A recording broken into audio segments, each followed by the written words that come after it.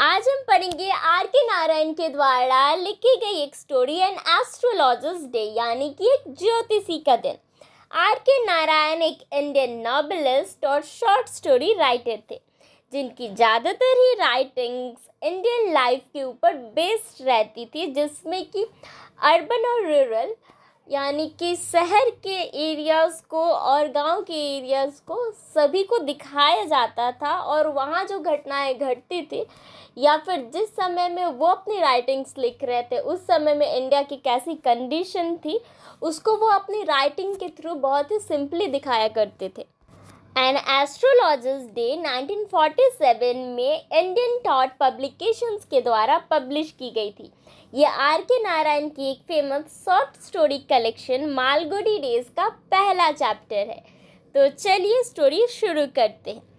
Punctually at midday, he opened his bag and spread out his professional equipments. रोज की भांति दोपहर को उसने अपना थैला खोला तथा अपने व्यावसायिक काम की चीज़ों के सामान को सबको फैलाकर रख दिया, which consisted of a dozen cowrie sail, a square of cloth with obscured mystic charts on it, जिसमें कि 1 दर्जन कौड़ियाँ थी, एक चौकोर आकार का कपड़ा था जिस पे कि कुछ धुंधली रहस्यमयी आकृतियाँ बनी हुई थी। Notebook and a bundle of Palmyra writings, एक नोटबुक थी और ज्योतिषी की लिखाई वाली कुछ कागजों का एक बंडल था। His forehead was resplendent with scars as and vermilion, उसका जो मस्तिष्क था उस पे वर्मेलियन यानी कि सिंदूर और भस्म लगाया हुआ था, जिस वजह से कि वो चमक रहा था। And his eyes sparkled with a sharp abnormal gleam, which was really an outcome of continual searching look for customers. और उसकी जो आंखें थी उसमें से एक विचित्र तेज आ रहा था, एक अलग सा ही चमक आ रहा था, जो कि असल में वो इतनी देर से ग्राहकों का इंतज़ार कर रहा था, उन्हें खोज रहा था, उसका परिणाम था। उसके जो सर पे भस्म लगा हुआ था और उसकी जो गालों तक उसकी जो मूछें आई थी उसके बीच में उसकी आँखें थी, और इस पोजीशन की जो सेटिंग थी उसके वजह से ही उसकी आँखों पर ज़्यादा फोकस जा रहा था और उसकी आँखों से इतनी लाइट आ रही थी, और उसकी आँखों को देख के लगता था कि हाँ वो सच में बहुत पावरफुल है, उसमें कुछ अलग सी शक्ति है। अब नैरेटर यहाँ पर कहते हैं कि अगर ऐसे किसी का चेहरा सेट किया हो और उसके बीच में अगर किसी की ऐसी आंखें हो, तो वो अगर एक मूर्ख इंसान भी होगा तो उसकी आंखों से भी ऐसी एक चमक आ सकती है, वो भी पावरफुल दिख सकता है ऐसी एक सेटिंग में। यहाँ पर विस्कर्स का मतलब मूछें होती है। To crown the effect he owned a saffron coloured turban on his head, इस प्रभाव को और अधिक बढ़ाने के लिए, ताकि उस लोगों को देख के लगा कि हाँ वो बहुत अच्छा एक ज्योतिषी है, इस प्रभाव को बढ़ाने के लिए वो अपने सर पर एक भगवा रंग का पगड़ी भी बांधा करता था, साफा भी बांधता था। This colour scheme would never failed, इस रंग की योजना कभी भी व्यर्थ नहीं जाते थे, क्योंकि साधु ज़्यादातर भगवा कलर के कपड़े पहनते हैं, साफे बांधते हैं, तो इसलिए वो भी इसी कलर का, मतलब वो एक ज्योतिषी था तो वो भी इसी कलर का एक साफा बांधा था। People were attracted to him as bees are attracted to cosmos of Dahlia's stalk. लोग उसकी तरफ ऐसे आकर्षित होकर के जाते थे, ऐसे अट्रैक्ट होकर के जाते थे, जैसे कि कोई मधुमक्खी किसी फूल डालिया के पौधे के पास या फिर कॉस्मस के किसी पौधे के पास आकर्षित होकर के जाती है।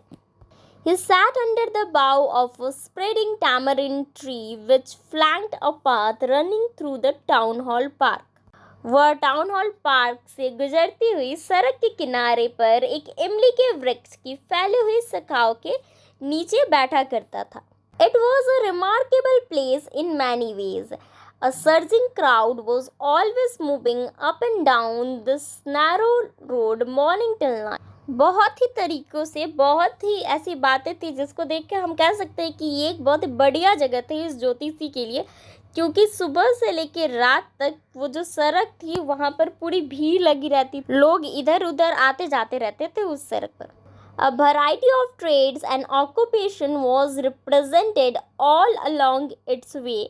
Medicine seller, seller of stolen hardware and junk, magician and Above all, an auctioneer of cheap cloth who created enough din all day to attract the whole town. अब उस सड़क के किनारे वैरायटी अलग अलग तरीके के व्यापारी तथा काम करने वाले लोग आते जाते रहते थे, जैसे कि मेडिसिन सेलर जो औषधि बेचते हैं, दवाइयाँ बेचते हैं, वो लोग जाते थे। कुछ लोग आते जाते थे जो कि चुराए हुए सामानों को बेचते थे, कबाड़ को बेचते थे। कुछ जादूगर भी आते जाते थे, जादूगर भी थे जो वहाँ पर अपना काम चलाते थे। और उन सब से भी बढ़कर एक कपड़ों की नीलामी करता था एक इंसान, वो भी वहाँ पर आता था, जिसकी वजह से कि सबसे ज़्यादा शोरगुल मचता था और वही अपनी तरफ ज़्यादा लोगों को अट्रैक्ट करता था। Next to him in vociferousness came a vendor of fried groundnut, who gave his ware a fancy name each day, calling it Bombay ice cream one day and the next day Delhi almonds, and on third day Raja's delicacy, and so on and so forth, and people flocked to him. अब इस कपड़े के नीलामी करता के बाद जिसका number आता था, जो इसके बाद जो सबसे ज़्यादा शोरगुल मचाता था या फिर लोगों को ज़्यादा अट्रैक्ट करता था अपनी तरफ, तो वो था भुनी हुई मूंगफली बेचने वाला विक्रेता, जो कि हर रोज़ अपने सामान को एक सुंदर सा, एक नया सा नाम देता था। किसी दिन वो उस मूंगफली को मुंबई की आइसक्रीम कहता था, तो दूसरे दिन उसी मूंगफली को वो दिल्ली का बादाम कहता था, तीसरे दिन उस चीज़ को वो राजा की मिठाई कहता था, और ऐसे ही वो उसके बाद वाले दिन उसे कोई और नाम देता, फिर उसके बाद चौथे दिन उसे कोई और नाम देता, और इसी से उसके चारों तरफ बहुत सारे लोग जमा हो जाते थे। A considerable portion of this crowd died before the astrologer too. अब ये जो इतने सारे भीड़ इकट्ठा होती थी, अलग अलग जो बिजनेस करने वाले लोग थे, उसी भीड़ में से कुछ हिस्सा उस एस्ट्रोलॉजर के पास, उस ज्योतिषी के पास भी जाता था, और उसने अपना बिजनेस इसीलिए इतने भीड़ भाड़ वाले जगह पर लगाया था। ऑलरेडी टाउन हॉल का वो जो एरिया था, वहाँ बहुत से लोग आते जाते रहते हैं, सभी नहीं तो कम से कम कुछ लोग तो उस ज्योतिषी की तरफ अट्रैक्ट होंगे ही, और कुछ लोग उसके पास आया ही करते थे। The astrologer transacted his business by the light of a flare which crackled up smoke above the groundnut heap nearby. अब वो जो ज्योतिषी था, वो अपने दुकान पे किसी भी प्रकार का लाइट रोशनी का कुछ जुगाड़ नहीं किया था। वहाँ पास में एक लपलपाती हुई रोशनी, जो कि वहाँ जो मूंगफली विक्रेता था, उसी की मूंगफली के ढेर के पास से चटक चटक कर धुआं उड़ती थी और आग जलती थी, और उससे जो रोशनी पैदा होती थी, उसी से वो ज्योतिषी अपना काम चला लेता था। Half the enchantment of the place was due to the fact that it did not have the benefit of municipal lighting. उस जगह पर आधा आकर्षण, आधा ध्यान तो इसीलिए जाया करता था कि उस जगह को जो म्यूनिसिपल है, जो नगर पालिका है, उसकी तरफ से कोई भी रोशनी का लाभ नहीं था। सरकार की तरफ से उस एरिया को कोई भी रोशनी नहीं दी जाती थी, जो वहाँ की दुकानों से मिलता था। The place was lit up by the shop lights. One or two had hissing gas lights. किसी के पास, एक दो जन के पास गैस लाइट्स थी। Some had stuck naked flare on poles. Some were lit up by old cycle lamps, and one or two, like the astrologer, managed without light of their own. तो कुछ के पास बासों में लगी हुई, नंगी लपेटी हुई कुछ लाइट्स थी, वो थी। कुछ के पास साइकिल की पुरानी बत्तियाँ थी, जिससे कि लाइट उन्हें मिलता था। और कुछ लोग ज्योतिषी की तरह थे, जिनके पास कोई लाइट नहीं थी, वो दूसरों की लाइट से ही अपना काम चला लेते थे। It was a bewildering crisscross of light rays and moving shadow. तो ऐसी चारों तरफ से कुछ ना कुछ थोड़ी बहुत लाइट आती रहती थी, जिसकी वजह से उस रास्ते पे पूरा एक लाइट का क्रिस क्रॉस शैडो बन जाया करता था। This suited the astrologer very well, for the simple reason that he had not in the least intended to be an astrologer when he began life, and he knew no more of what was going to happen to himself next minute. ये सब चीज़ें ज्योतिषी को बहुत suit करती थी। इसका main reason था, सीधा कारण यह था कि जब उसने अपनी ज़िंदगी शुरू की थी तो उसका ऐसा कोई इरादा नहीं था कि वो आगे चलकर ज्योतिषी बनेगा। इसके अलावा वो और के भविष्य के बारे में उतना ही अनजान था, उतना ही जितना कि वो अपने भविष्य के बारे में था। यानी कि उसे ना ही लोगों के भविष्य के बारे में कुछ पता था, ना ही खुद के भविष्य के बारे में पता था। उसे खुद ही नहीं पता था कि उसके ज़िंदगी में अगले 1 मिनट में क्या होने वाला है, क्या हो सकता है, पर फिर भी वो लोगों के भविष्य को बताता था। He was as much a stranger to the stars as were his innocent customer. उसे भी नक्षत्र राशि या फिर जो भी स्टार्स थे उनके बारे में उतना ही कम ज्ञान था, उतना ही वो उन सब चीज़ों से अनजान था, कुछ नहीं पता था जितना कि उसके कस्टमर्स को। यानी कि उनके कस्टमर को भी कुछ ज्ञान नहीं था ज्योतिषी के बारे में, और उससे खुद भी कुछ ज्ञान नहीं था इस सब के बारे में। Yet he said things which pleased and astonished everyone. फिर भी वो कुछ ऐसी बातें करता था जिससे कि लोग आश्चर्यचकित हो जाते थे और बहुत खुश हो जाते थे। That was more a matter of study, practice and shrewd guesswork. और ये सब चीज़ होता था उसकी स्टडी के वजह से। वो जो पढ़ता था, लोगों की जांच करता था, और उसका एक प्रैक्टिस, क्योंकि वो बहुत समय से कर रहा है ये काम, जिस वजह से प्रैक्टिस हो गया था। और तीसरी चीज़ है कि वो गेस करके, खुद ही सोच के कुछ अंदाज़ा लगाकर बोल देता था लोगों के भविष्य के बारे में। All the same, it was as much as honest man's labor as any other, and he deserved the wages he carried home at end of a day. वो ये सब काम करता था, उसे ज्योतिषी के बारे में नहीं पता था, पर फिर भी उसके परिश्रम में भी उतनी ही ईमानदारी थी जितनी कि किसी और ईमानदार व्यक्ति के परिश्रम में हो सकती थी। और at end of the day उसे जो वेजेस मिलता था, वो जो कमाता था, जो वो घर लेकर के जाता था, वो उसके योग्य था, क्योंकि वो भी दिन भर बैठ के कुछ काम तो करता ही था। He had left his village without any previous thought or plan. उसने अपना गांव छोड़ दिया था बिना किसी प्लान के, या फिर बिना पहले से ही कुछ सोचे समझे। उसका कोई ऐसा प्लान नहीं था कि वो अपना गांव छोड़ के शहर आके ये सब काम करेगा। If he had continued there, he would have carried on work his forefathers, namely. अगर वो अपना जीवन वहीं पर कंटिन्यू करता, वहीं पर रहता गांव में, तो वो भी वही सारे कार्य करता जो कि उसके पूर्वज, जो फोरफादर्स जो उसके थे, वो जो काम करते थे, वही सारे काम वो भी करता। Namely tilling the land, living, marrying and reaping in his cornfield and ancestral home. और वो सारे काम क्या थे? खेतों को जोतना तथा उसके जो पूर्वजों के घर थे उसी घर में रहना, शादी करना और अपना आगे का जीवन बिताना। लेकिन ऐसा कुछ नहीं होने वाला था। He had to leave home without telling anyone. उसे घर छोड़ना पड़ा बिना किसी को बताए। And he could not rest till he left it behind couple of 100 miles. To a villager, it is a great deal, as if an ocean flowed between. और अब उसका घर जो कि सैकड़ों मील दूर था, वो बहुत पीछे छूट चुका था। वो चाह के भी अब वहाँ वापस नहीं जा सकता था। और एक गांव वाले के लिए एक बहुत बड़ी बात होती है, जैसे कि उन दोनों स्थानों में, यानी कि उसका जो गांव था और अभी जो इस शहर में वो रह रहा है, उसमें किसी एक बहुत बड़े समुद्र का, एक महासागर का धूरी हो, ऐसा उसे लगता था।